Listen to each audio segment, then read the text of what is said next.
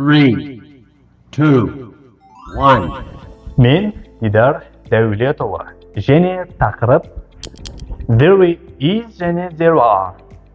There is және there are ол қазақ тілінде бар деп аударылады. Яғни кеңістікте немесе бір нәрсенің ішінде екінші бір нәрсенің бар екендігін білдіру мақсатында қолданылатын құрылым. There is ол жекеше түрдегі сөздерде қолданылып, бір нәрсенің бар екендігін білдіретін сөздер жиынтығы. Мысалға, There is a pen in my bag. Менің сөмкемде қалам бар. Бұл мысалда менің сумкам өз алдына бір кеңістік болатын болса, оның ішінде қаламның бар екендігін білдіру үшін біз there is құрылымын қолданамыз. Ал there are тіркесі көпше түрдегі сөздерде қолданылып, олардың бар немесе жоқ екендігін білдіретін сөздер жиынтығы.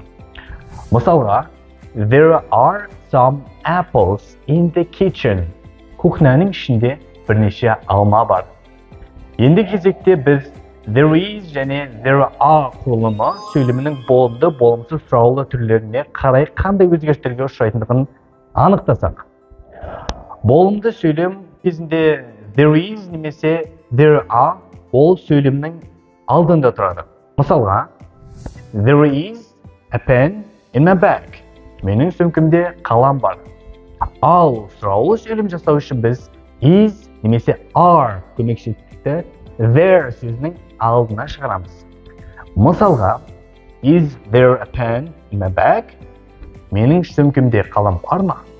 Ал болымсыз сөйлем кезінде біз is немесе are көмекші етістігінен кейін not көмекші сөзін қоямыз. Мысалға, There is not a pen in my bag. Менің сөмкемде қалам жоқ. Сонымен қатар, there is және there are құрылыммен болымсыз сөйлем жасаудың екінші жолы бар. Мысалға, There is no pen in my bag.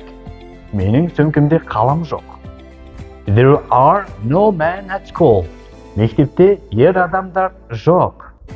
Бұл мысалда есім мағынасын беретін сөздің алдына жай ғана no көмекші сөзін қоямыз. Яғни, мұнда қарапайым болымсыз сөйлемдегідей есім мағынасын беретін сөздің алдына an әртігілі қойылмайды.